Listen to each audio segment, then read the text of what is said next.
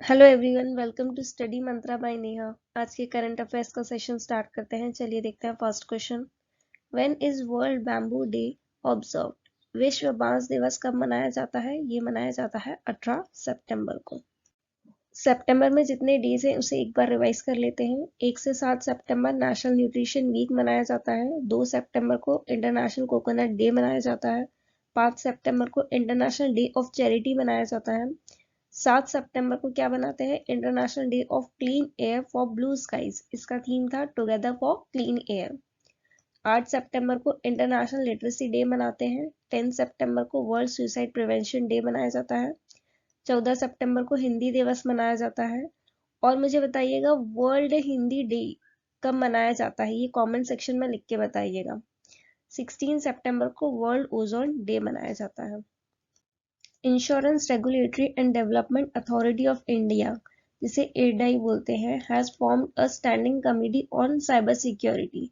Cyber security के लिए एक कमिटी बनाई है इरडा ने। तो उसके हेड कौन है, वो कमिटी के हेड बताना है। तो वो बने हैं PS जगन्नाथम। हाल ही में कुछ कमिटी रही है न्यूज में, तो वो देख लेते हैं। सेबी ने एक कमेटी फॉर्म की थी जो अल्टरनेटिव इन्वेस्टमेंट पॉलिसी को देखेगी। तो उसके हेड क्या कौन बने हैं? वो बने हैं नारायण मूर्ति। गवर्नमेंट ने एक कमेटी बनाई थी जो DRDO को रिवैम्प करेगी, यानी फिर से DRDO को अच्छा बनाने के लिए एक कमेटी बनाई थी। उसके हेड थे के विजय राघवन।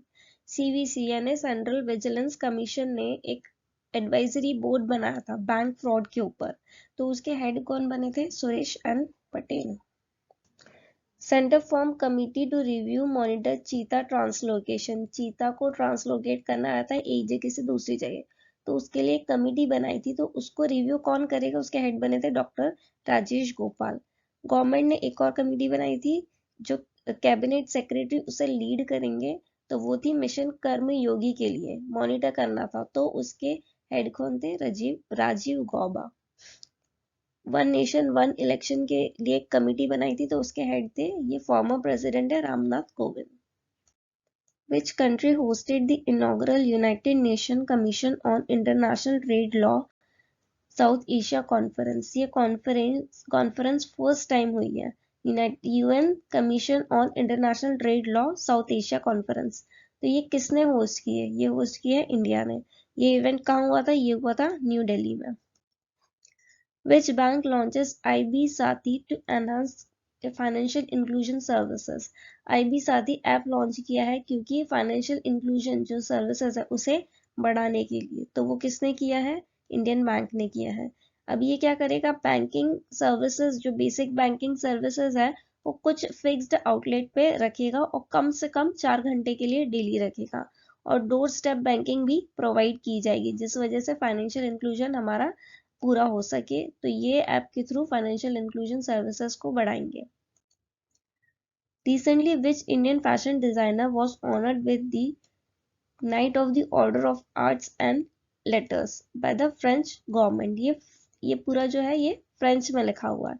तो आप इंग्लिश में समझ लीजिए। Night of the order of arts and literature के लिए फ्रेंच गवर्नमेंट ने उन्हें ऑनर किया है। तो कौन से फैशन डिजाइनर है? वो है Rahul Mishra. As per RBI, how much worth of e-rupee is in circulation as of March 2023? RBI के अनुसार कितना e-rupee, जो कि डिजिटल करेंसी है, सेंट्रल बैंक की जो डिजिटल करेंसी है, वो मार्च 2023 के टाइम पे के दौरान कितना सर्कुलेशन में था? तो वो था 16.39 करोड़ सर्कुलेशन में था। India central bank digital currency जो करेंसी है वो 16.39 करोड़ था सर्कुलेशन में मार्च 2023 तक। और उसमें 10.69 crore wholesale central bank digital currency था और 5.70 करोड़ रिटेल था। दोनों याद रखना। और टोटल मिला के कितना हो जाएगा? 16.39 crore. Who won Singapore Grand Prix 2023? Singapore grand prix किसने जीती? ये जीती है कार्लोस सेंस ने। ये फरारी चलाते हैं, फरारी के ड्राइवर है। अब मैंने जो 2023 में जितनी भी ग्रैंड प्रिक्स हुई है सब लिख दी है।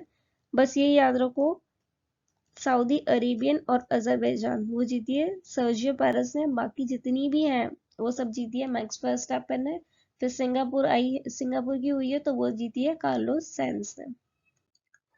Which company has taken the title sponsorship of MotoGP Bharat? MotoGP Bharat का ये फर्स्ट टाइम हो रहा है इंडिया में, पहली बार ऑर्गेनाइज हो रहा है। तो MotoGP भारत का टाइटल स्पॉन्सरशिप किसने लिया है, कौन सी कंपनी ने लिया है, तो वो लिया है ऑयल इंडिया स्पॉन्सर करेगी। ये फर्स्ट एवर ग्रैंड प्रिक्स है इंडिया में, जो कहाँ होगी, Buddha international circuit in greater Noida में होगी, बुद्ध इंटरनेशनल सर्किट पे। Sacred ensembles of the Hoysala finding a place in the UNESCO's World Heritage List where it is located। जो होयसला के पवित्र समूह है वो यूनेस्को वर्ल्ड हेरिटेज लिस्ट में शामिल हुए, तो वो कहाँ है वो पूछा गया है, तो वो है कर्नाटका में। ये 13th सेंचुरी के टेम्पल्स हैं जो होयसला डायनेस्टी ने बनाए थे कर्नाटका में, इसे वर्ल्ड हेरिटेज लिस्ट में शामिल कर लिया गया है। तो ये कौन से नंबर की साइट बनी है, इंडिया में 42 नंबर की साइट बनी है। और 41 जो साइट बनी थी वो बनी थी शांति निकेतन, जो कि वेस्ट बंगाल है, रविंद्रनाथ टैगोर ने बनवाई थी वो।